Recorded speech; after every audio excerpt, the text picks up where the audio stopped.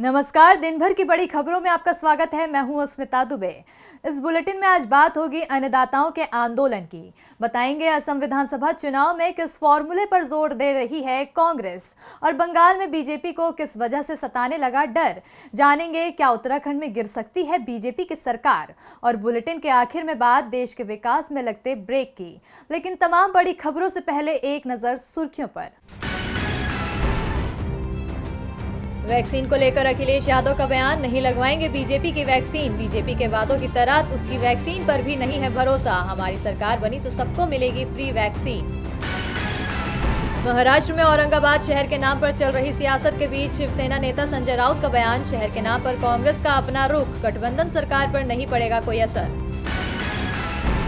बिहार में सरकार की स्थिरता को लेकर सीएम नीतीश कुमार का बयान, सरकार में ऑल इज वेल, विपक्ष के दावों पर नहीं देते ध्यान। बिहार में बीजेपी और जेडीयू के बीच चल रही है तनातनी।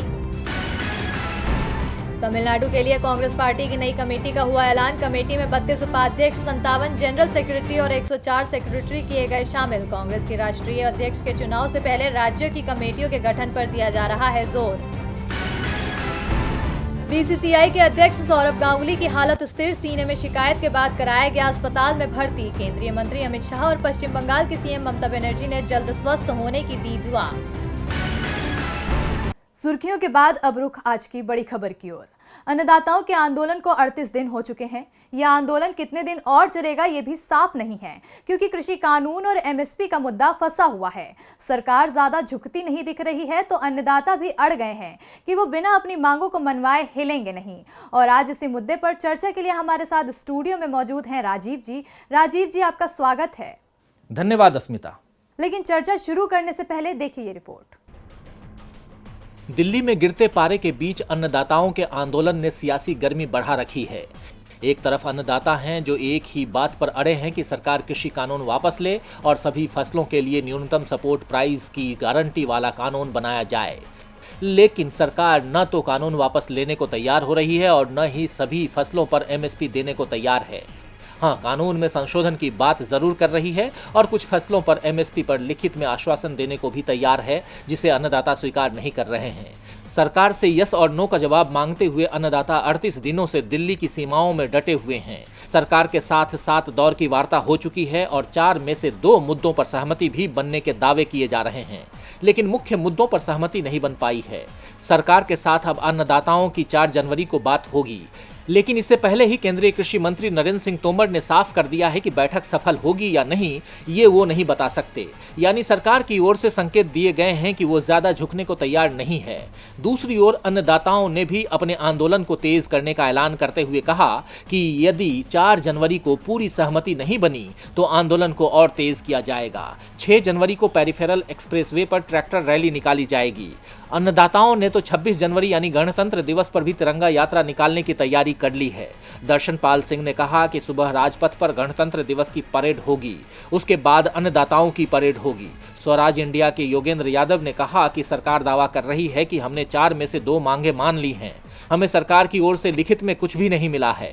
गुरनाम सिंह चरूनी ने दावा किया कि बैठक में हमारी ओर से सरकार से सवाल किया गया कि क्या वो 23 फसलों की न्यूनतम समर्थन मूल्य पर खरीद करेगी, लेकिन जवाब हाँ में नहीं आया।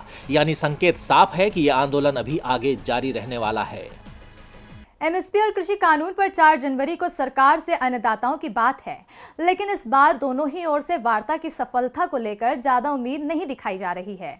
ऐसे में क्या दिल्ली बड़े आंदोलन को देखने को तैयार है या फिर कोई बीच का रास्ता निकल सकता है? देखिए अस्मिता, सरकार को यह समझने की जरूरत है कि किसान न राजनेता हैं और न ही व्यापारी हैं जो किसी किस्म की सौदेबाजी के लिए इतने दिनों से आंदोलन कर रहे हैं। ये मेहनतकश लोग हैं और हर तरह की मुसीबतें झेलकर अनाज उगाते हैं और बदले में यही चाहते हैं कि उन्हें उनकी मेहनत का सही दाम मिले और इसके साथ भविष्य की सुरक्षा का आश्वासन भी मिले कि उन्हें उनके खेतों से कोई बेदखल नहीं करेगा। उनकी ये चाहत और नए कृषि कानूनों को लेकर उनकी मांग बिल्कुल गलत नहीं है, लेकिन सरकार इस आंदोलन को भी राजनीति के के तराजू पर तौल रही है और अपने पक्ष में पलड़ा झुकाने के लिए कभी संशोधन की बात का वजन डाल रही है तो कभी यह जतलाना चाह रही है कि 4 में से 2 मांगे मान ली गई हैं। अगर सरकार चारों मांगे मान भी ले अस्मिता, तब भी वो कोई एहसान नहीं करेगी, क्योंकि ऐसा करके वो अपनी जिम्मेदारी ही निभाएगी। लेकिन सरकार इस वक्त अपनी जवाबदेही से मुंह चुरा रही है और ऐसे जतला रही है कि मानो किसानों से वार्ताएं करके कोई एहसान कर रही है। देखिए अस्मिता, मंत्रियों के बात करने के लहजे से सत्ता का गुरूर टपक रहा है। मोदी सरकार का यह रवैया फिलहाल यही संकेत दे रहा है कि वो देश को एक लंबे चलने वाले आंदोलन का गवाह बनाना चाहती है। हालांकि सरकार की इस जिद में नुकसान देश का ही है। तमाम जानकारी देने के लिए शुक्रिया राजीव जी। अन्नदाताओं के मुद्दे से लेकर आम जनता के मुद्दे को लेकर देश की राजनीति गरमाई हुई है। इस बीच देश में 5 जगह पर चुनाव भी हैं, जिसमें से एक राज्य असम भी है, जहां 5 साल पहले बीजेपी ने कांग्रेस को सत्ता से हटा दिया था। लेकिन अब कांग्रेस असम में सत्ता वापसी की कोशिश में जुट गई है। इसके लिए वो छत्तीसगढ़ के फॉर्मूले पर जोर दे रही है। तो क्या है छत्तीसगढ़ का फॉर्मूला, देखिए इस रिपोर्ट में। इस साल के अप्रैल मई में असम में विधानसभा का चुनाव होना है, जिसे लेकर राज्य की राजनीति गरमाई हुई है। एक तरफ सत्तारूढ़ पार्टी बीजेपी और उसका गठबंधन है, तो दूसरी तरफ कांग्रेस है। जिन राज्यों में चुनाव हो रहा है उनमें कांग्रेस को सबसे ज्यादा उम्मीद केरल के बाद किसी राज्य से है, तो वो है असम। पार्टी यहां की जनता को लुभाने के लिए कमर कस चुकी है। चुनाव के ऐलान से पहले ही कांग्रेस ने कहा कि राज्य में पार्टी की सरकार बनी तो राज्य में किसानों का कर्ज माफ कर दिया जाएगा। साथ ही महिलाओं ने माइक्रो फाइनेंस संगठनों से जो कर्ज लिया है, पार्टी उनका भी कर्ज माफ कर देगी। इसके साथ ही पार्टी ने सत्ता में आने पर छत्तीसगढ़ सरकार की न्यूनतम आय गारंटी योजना यानी न्याय लागू करने का ऐलान भी किया है। पार्टी ने गरीब और मध्यम वर्ग के परिवारों को 120 यूनिट तक निःशुल्क बिजली देने तथा प्रत्येक परिवार में से कम एक शख्स को नौकरी सुनिश्चित करने का वादा भी किया है। आपको बता दें कि न्याय योजना कांग्रेस की उन बड़ी योजनाओं में से एक है जो उसने लोकसभा के चुनाव में अपने घोषणा पत्र में शामिल की थी। उस समय सांसद राहुल गांधी ने इस योजना को लेकर कहा था कि देश के बेरोजगार नागरिक को हर महीने 6,000 रुपए मिलेंगे। अब कांग्रेस इस योजना को असम में लागू करना चाहती है। आपको बता दें कि कुछ इसी तरह का वादा कांग्रेस ने छत्तीसगढ़ के विधानसभा चुनाव में भी किया था, जिसका फायदा पार्टी को चुनाव में हुआ था। कांग्रेस ने असम में बीजेपी से सत्ता वापस लेने की कोशिश तेज कर दी है, तो दूसरी ओर पश्चिम बंगाल में जहां ममता बनर्जी 10 साल से सरकार चला रही हैं, उनके सामने बीजेपी के साथ कांग्रेस और वाम दलों के गठबंधन की भी चुनौती है। ममता ने इसके लिए बड़ा दांव चला है, जिससे बीजेपी सबसे ज्यादा परेशान दिख रही है। तो क्या है ममता का दांव, देखिए हमारी ये रिपोर्ट। पश्चिम बंगाल में विधानसभा का चुनाव जैसे जैसे नजदीक आ रहा है, वैसे वैसे बंगाल की सियासी पार्टियां वोटरों को साधने में जुट गई हैं। इस बार मुकाबला सत्ताधारी टीएमसी, बीजेपी और कांग्रेस वाम मोर्चा के गठबंधन के बीच माना जा रहा है। लोकसभा चुनावों के बाद से ही राज्य में बीजेपी नेताओं ने अपनी सक्रियता बढ़ा रखी है, तो वहीं ममता बनर्जी ने भी बीजेपी को रोकने की पूरी तैयारी कर रखी है। ममता बीजेपी के प्रचार अभियान से एक कदम आगे निकलते हुए राज्य की महिला मतदाताओं को साधने में जुट गई हैं। राज्य के कुल मतदाताओं में से महिला मतदाताओं की संख्या करीब 49% है और चुनाव जीतने के लिए कभी भी दल के लिए ये वोट बेहद महत्वपूर्ण है। ममता बनर्जी ने राज्य सरकार द्वारा महिलाओं के लिए चलाई गई योजनाओं का प्रचार तेज कर दिया है। ममता ने बोंगो जननी और द्वारे सरकार जैसी योजना पर सबसे ज्यादा ध्यान दिया है। इन योजनाओं के सहारे ममता राज्य की महिलाओं से सीधा संवाद करने की कोशिश कर रही हैं। उनकी समस्या को सुन रही हैं और उसे दूर करने का प्रयास भी कर रही हैं। ममता के इस सियासी कदम से बीजेपी बेचैन हो गई है, बीजेपी को डर सताने लगा है। पश्चिम बंगाल में ममता बनर्जी ने जहां बीजेपी के लिए अपनी रणनीतियों से मुश्किल खड़ी कर दी है, तो वहीं उत्तराखंड में भी बीजेपी के लिए मुसीबतें मानो इंतजार कर रही है। कांग्रेस ने तो दावा कर दिया है कि राज्य में बीजेपी सरकार समय से पहले ही गिर जाएगी। कांग्रेस के दावे से बीजेपी भी डर गई है, तो क्या गिर सकती है उत्तराखंड में बीजेपी की सरकार, देखिए ये रिपोर्ट। साल 2020 की शुरुआत में बीजेपी ने साम दांड दंड भेद लगाकर मध्य प्रदेश की सत्ता पर कब्जा जमाया था और कमलनाथ की कुर्सी हथियाकर कांग्रेस को बेदखल किया था। लेकिन अब साल 2021 की शुरुआत में कांग्रेस उससे बदला लेने की तैयारी कर रही है।